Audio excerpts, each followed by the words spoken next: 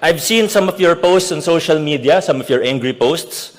I've heard that many of you have attended anti-corruption rallies, and part of the reason why I'm hopeful for our country and part of the reason why I'm hopeful for the future of our country is that I know that you care, you're not apathetic.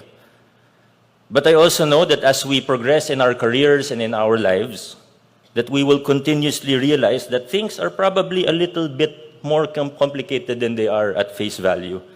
We will continue to realize that maybe some things are a little, some problems may be a little harder to untangle than it would first appear.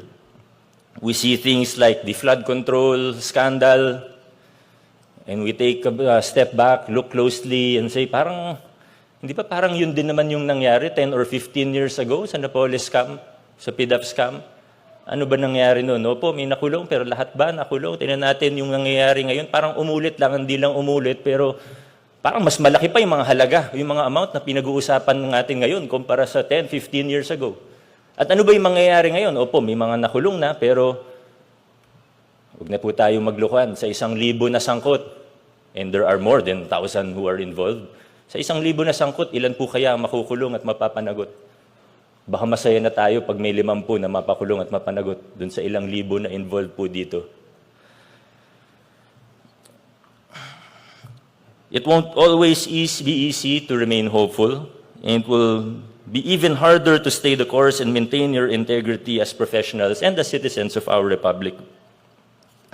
Alam niyo, pag nag-iikot po ako sa iba't ibang paaralan, ang pinakamadalas na tinatanong ko kaya pag may mga bisita ako na estudyante o young leaders, may bisita sa akin, ang pinakamadalas nilang tinatanong, ay Mayor o Vico, paano ko hindi makakain ng sistema?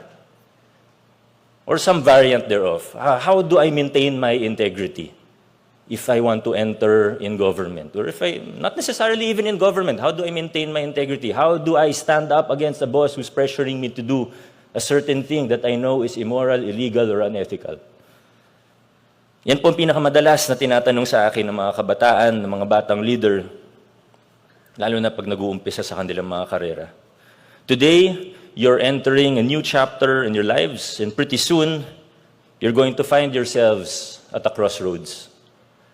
But perhaps before we answer that question that many were probably asking, we should first ask, how did we, as a society, get here? How did we as a country, paano ba tayo nakarating dito kung nasan tayo ngayon, to a place where justice seems to bend deeply in favor of the